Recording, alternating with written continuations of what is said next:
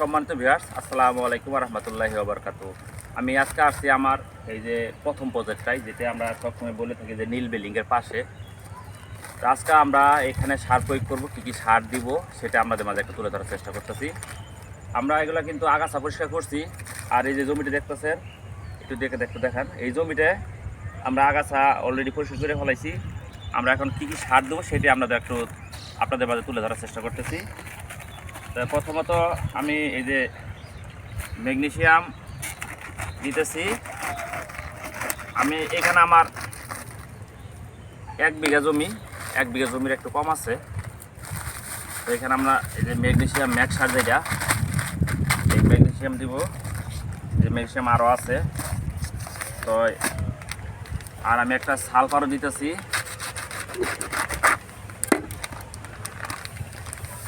আর এটা কিন্তু আমাদের মিক্সড সার। আমি সব কিছু সার 3-4 জাতের সার না মিক্সার করে আমি একটা সারই নিয়ে আসছি, যেটা মিক্সড সার, এই সারটা। তো আমার একটু ঝামেলা কম হবে, যার কারণে আমি জমিতে একে একে কাজ করি সবসময়, যার কারণে একটু ঝামেলা কমের জন্য আমি মিক্সড সারটা নিয়ে আসছি, যেহেতু ওর মধ্যে সব কিছু মিশানো আছে। তো আমি ওই যে ম্যাগনেসিয়াম দিলাম, তারপরে এই যে সালফারও দিছি, আর এই যেটা হচ্ছে দানাদার বীজ, যেটা বলে দানাদার একবারে চিকন। এটা কিন্তু বিষ, যে নিচে যে পোকামাকড় থাকে, অনেক সময় নিচের গাছের গোড়ালিতে পোকা কাইটে দেয়, এই জন্য এই দানাদার বীজটা দিলাম। ম্যাগনেসিয়াম, যেটা ম্যাগনেসিয়াম, তার সাথে আবার দেব একটা বোরন। এটা বোরন আসলে আপনি যে কোনো ফসলের যদি পরিচর্যা ঠিক মতো না করেন, তার ভালো ফলন পাবেন না। পরিচর্যা করতে হবে, গাছে খাদ্য দিতে হবে।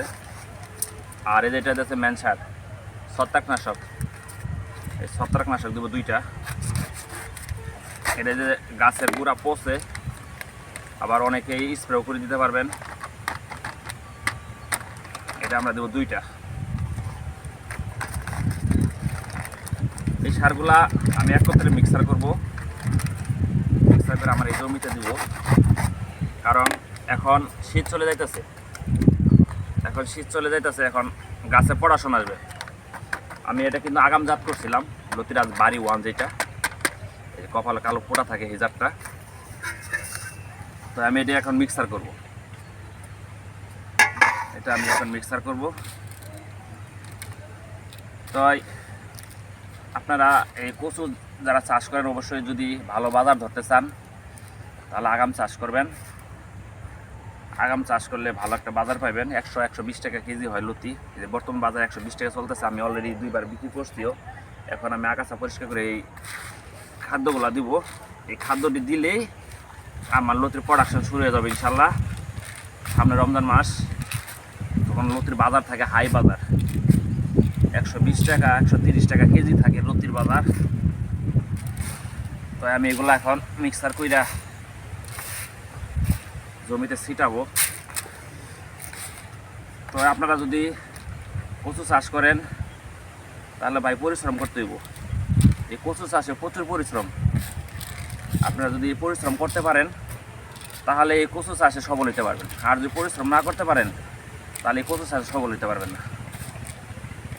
তো আমার কাছে এই লতিরাজ বাড়ি 1-এর চারা আছে, যারা এখন চাষ করতে চান চাষ করতে পারবেন।